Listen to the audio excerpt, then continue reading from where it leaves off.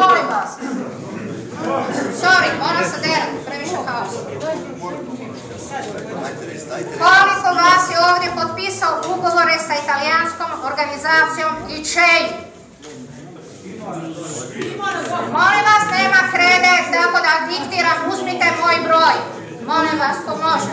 066 791 263. Sorry, nema krede. Neko da trčim po kredu pa ću vam zapisati. Gospodin, gdje je vaše sjedište? Polako, sad ćemo o tome. Gospodin Matiću, molim vas, može malo pažnje. Ovo je ozbiljno. Vi ovdje niste poznati, danas ja te molim da... Znam da nisam. Da zoveš jedan sastanak ovakav sličan brojevi ljudi, imaš da se obratiš ljudima. Jer ćeš nam samo napraviti poremećaj umjesto... Poremećaj, ozbiljna priča. Naravno, pa zato sam vam dala vaš broj. Sačekajte trenutak. Ja ću otići za 120 sekunda odnosno.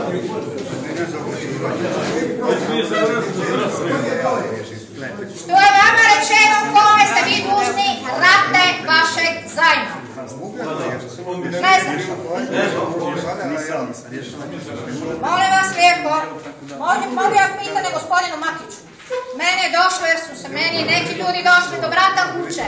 Pitati kome oni duguju taj novac, da li ja predstavljam organizaciju ICEI kome oni moraju platiti te rate. Ja se svima vama izvinjavam zbog džumbusa organizacije ICEI ima od mene 2 krivične prijave ovdje i jedna u Italiji. Na rubu bankrota i tu se svašta desilo.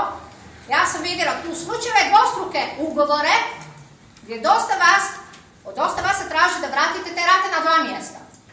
To je u tužilaštvu UK. Molim vas lijepo, gospodine Matiću, jeste vi ikome rekli da su ljudi dužni vama vratiti taj zajam? Molim lijepo, ovo je ozbiljno, pazite što recite tu ide. U tužilaštvu, u policiji, u talijanskom tužilaštvu, u moju ambasadu u Sarajevu, u moje ministarstvo vanjskih poslova, u tijelu Beograda.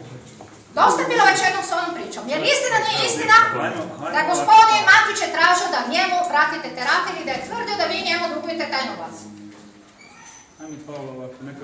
Odgovor, molim vas lijepo. Da mi radimo svoj posao, propišćeno to robište.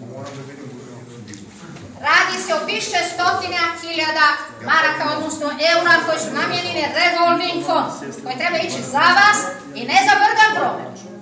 Sa Vrgan Promet ću ja još imati posao, jer gospodin Matić u mojoj organizaciji duguje već 50-60 eura. Molim? Ko je od nas došao na parcelu da vidi kakva je parcela? Samo pare traži. Pa tu je problem. To je problem, vidite kako. Ja sam izbačena iz projekta, moj dragi. Ja ne znam za vas jer ste vi sakriveni. Tužit ćemo mi još i ICEI zbog toga što nisu vam došli.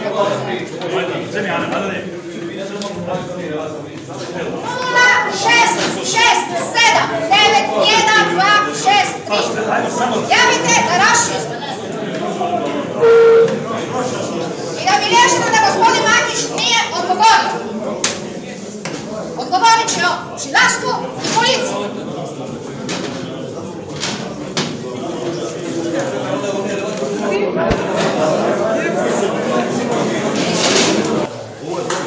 Novac je došao od Vlade Italije po projektu koji sam ja napisala prije 5 godina, on je naš komercijalni partner. Sam je trebao pretvoriti vaše maline u novac da mi dalje kreditiramo druge ljude. Samo što su oni moji kolegi iz Milana su ugurali, izbacili nas, preuzeli i radili svašta, a ja se bojam da imam tu neka spreda i ta organizacija na rubu banku, da imam ja njihov izvještaj iz Italije preko našeg advokata. A da bi vi reći, sam te pare oduzeli nam od naše burode, su onda uplatili? Ma oni moraju to vratiti u zadnji igre. Ja sam tražila intervenciju moje vlade, ali tu sve to neka igra skrivača. Ovi su pobjegli. Mene dolaze ljudi na pravo kuće, pitaju gdje je ICEI. Ima i one od mene osobnu parnicu, ima 2 fascikla u tužilaštvu, sad smo to dali u tužilaštvu Milane, ako su izašli na kraju sa Berlusconijom, valjda će čupiti i ove. Ali taj novac nema niko da stavi u džep, ni ja, mi imamo malo udruženje koje to pokrili, smo samo to trebali obrtiti ili eventualno da s njima radimo neki pogon, da ne bude vi stalno u rukama otkupljivača. Mislim, smo raditi neku preradu, nešto, ali nije bitno.